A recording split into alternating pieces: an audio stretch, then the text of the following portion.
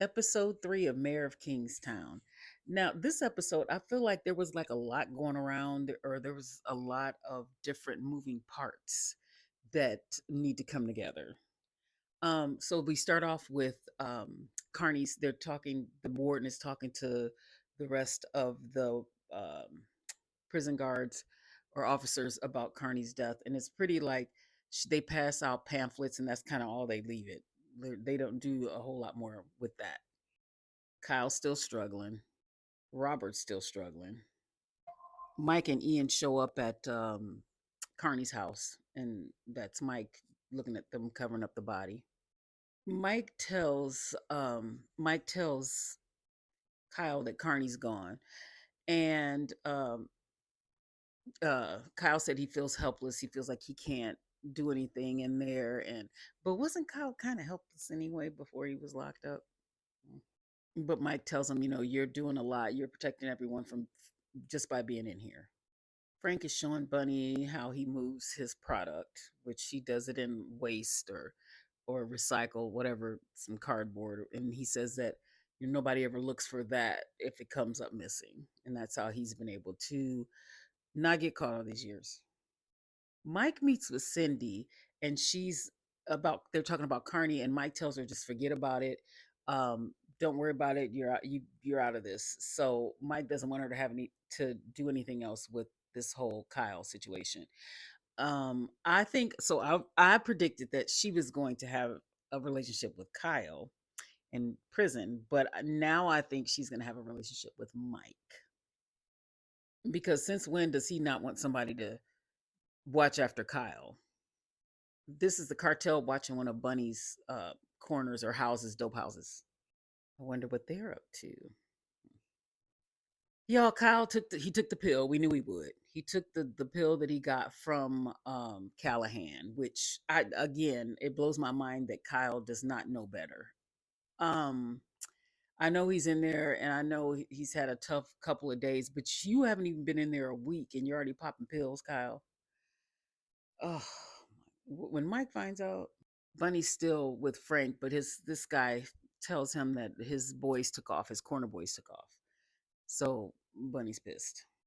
Torres takes Ian and Stevie. That's the other guy's name, Stevie. I couldn't think of it before.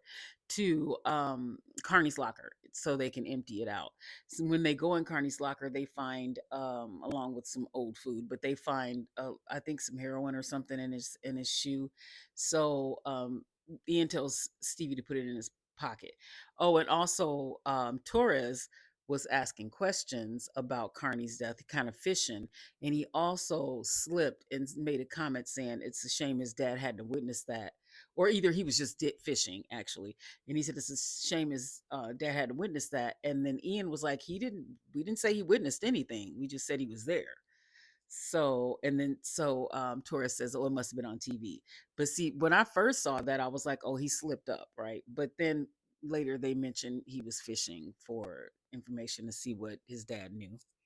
So these kids come out of an apartment building, and there is like a DoorDash or whatever box in front of it, and they open it, and it's a lot of body parts, a lot of body parts, and it is Bunny's boys that were missing, that they think took off.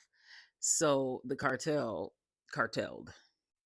Mike calls Bunny to tell him about Carney, and so Bunny tells him, I have a guard on the inside. And Mike was like, you could have led with that. Like, you could have told me that. Because they had a conversation way before that. And Bunny could have just said that in the beginning. So Mike was like, I need to meet with your other contact, or with your guard. And then Mike was like, thank you. Like, he does that this whole show. He's like telling people what to do this whole episode. And then he's like, thank you, which kind of sounds like F you. So Mike meets Ian and Stevie at this diner, and Stevie and Ian tell Mike that they found drugs on Carney, and Mike was like, "Okay, that they must have. It had to be planted. It could have been planted." And they were like, "I don't know." And he said, "Listen," Mike said, the way he talks about Carney, he said Carney couldn't even chew gum and walk at the same time. You think he could hide if he was dirty to us? Which I'm with Mike though. I think they Torres and the warden planted that. That's just what I think. So um Evelyn's down at the courthouse and Robert shows up and she's like, "Are you following me?" And he said he had business he needs to take care of to try to get reinstated. Now, and this, I thought I believed him, but I know he was watching her before. So I thought it was odd that she just assumed he was following her. I mean, I don't know. I believed him in that moment. And so she says to him, something about you being able to sleep good, or talking about Kyle, and Kyle's where he is so you can sleep at night. And she said, what's with your family? Like, how's that going? And Robert had a funny look on his face and she said, "Yeah, get help." And she got to him because this is his face after she said that and then walked away. Like, she struck a nerve. So Bunny's hanging on with Frank, and Frank is trying to show him what his life would be like, or all the things that he can achieve. um, I feel like Frank's a lot. And it would bug me. It's almost like he's trying to hype Bunny up, and I don't know. I wouldn't like it. I'd be like, "You're doing too much. Like, what do you want?" I mean, he knows what he wants from him, but I don't know. All the praise, it would, I don't know, something about that situation. But anyway, Bunny's on the phone with Mike, and Mike calls and tells him that his boys are gone. Um, and I believe Mike told it, there was another scene where Mike told Ian when they went to go see the body parts, and he told Ian to pull the guys off of the Sicario kid, because he's going to turn Bunny loose. So when he calls Bunny, he wants Bunny to do something about what happened, and that's this scene. And then when Bunny hangs up, he tells Frank, and Frank is like, "Okay, like, we're going to take care of this." Mike goes off on that one, the guy that he headbutted from last episode, because he's on the corner. And I think that's Bunny's corner.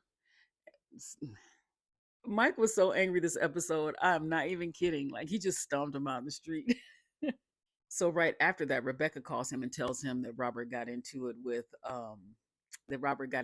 Evelyn at the courthouse, and then, or City Hall. And then he's all like, "God, can anybody give me any good news?" And she said, "Don't shoot the messenger, Mike." He said, "I want to shoot everybody." He's so stressed out. This episode, you can just, I can feel how anxious he is and just how annoyed he is, and I'm worried about Mike's blood pressure. Oh, this was funny.